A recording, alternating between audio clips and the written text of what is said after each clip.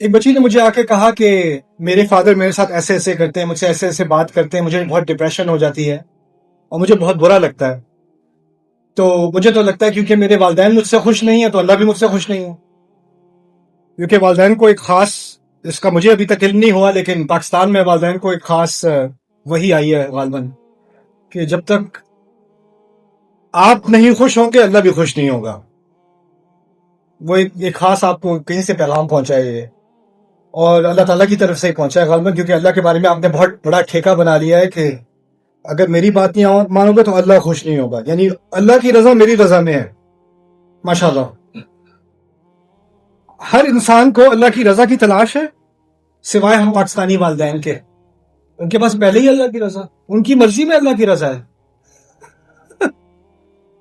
اور وہ بڑی کانفیڈنس کے ساتھ آپ سے کہتے ہیں دیکھو یہ بات کرو گے نا اللہ تمہاری ساری زندگی میں برکتیں ڈال دے گا، میری بات مان لو دیکھنا ساری زندگی سوار ہو جائے گی جیسے میری ہوئی ہے.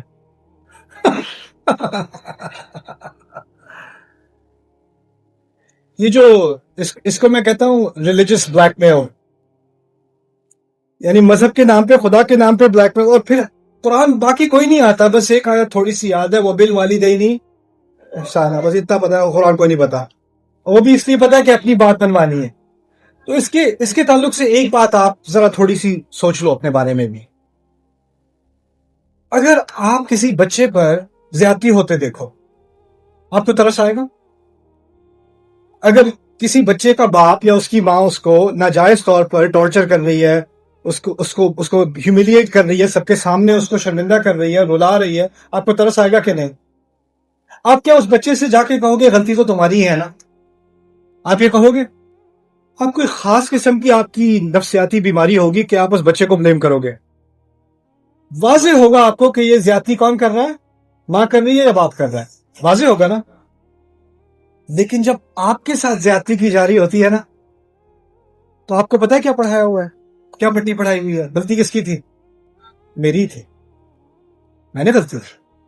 وہ تو اللہ ہی مجھ سے ناراض ہوں گے اس لیے وہ ناراض ہے، میرے اندر ہی کوئی خرابی ہے. آپ کو اتنی بار یہ چیز پڑھائی گئی ہے کہ آپ کو باقی سب پہ رحم آ جاتا ہے. کس پہ نہیں آتا؟ اپنے آپ پہ نہیں آتا.